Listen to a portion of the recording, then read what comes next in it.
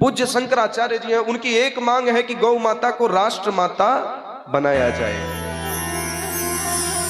लेकिन राष्ट्र माता बनेगी कैसे? हम तो इसी सोच विचार में पड़े रहते हैं। बहुत से लोग तो ऐसे, यदि गौ माता उनके द्वार पर आ जाए तो रोटी भी नहीं देते। और हमारी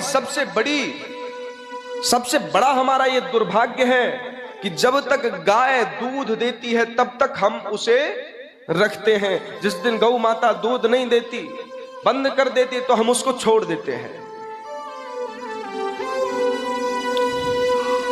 वृंदावन में भी ऐसी कितनी गौशालाएं होंगी, और वृंदावन में भी गौशालाएं होने के बाद में भी सड़कों पर, रोडों पर आपको कितनी गौ माताएं दिखेंगी जो बेचारी ऐसे ही घूमती रहती हैं।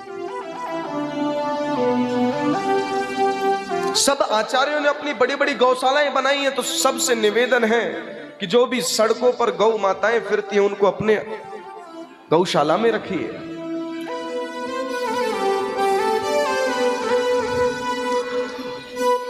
क्योंकि गौ की सेवा जिसने करी उसका जीवन पवित्र हो जाता है। मां लक्ष्मी की अनंत उसके ऊपर कृपा हो जाती है। गावो विश्वस्य मातरः,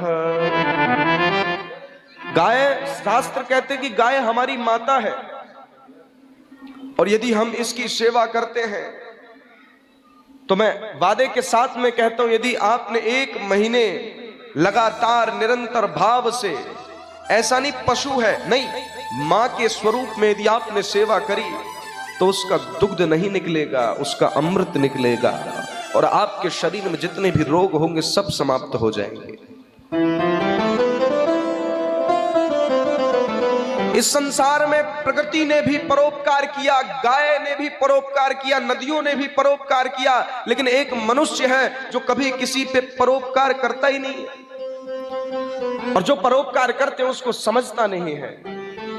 परोपकाराय फलन्ति वृक्षः, परोपकाराय वहन्ति नद्यः, परोपकाराय दुहन्ति गावः, परोपकारार्थमिदं शरीरम।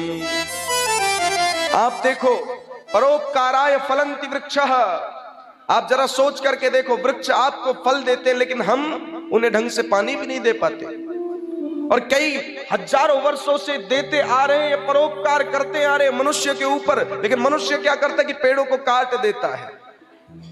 मनुष्य ने किसके ऊपर परोपकार कर दिया? परोपकाराय वहन्ति नद्या, नदी हमेशा हमारे जीवन में परोपकार करती है। नदी हमेशा हमारे जीवन में हमको पवित्र करती है, शुद्ध करती है, जल की व्यवस्था होती है, लेकिन हम उसमें सबसे ज्यादा कचरा डालते हैं। तो मनुष्य कहां परोपकार करता है? परोपकाराय दुहन्ति गावः, वो गौ माता है जो बिना कुछ आपसे मांगे आपको नित्य दुग्ध देती है, लेकिन हम उसे क्या करते हैं?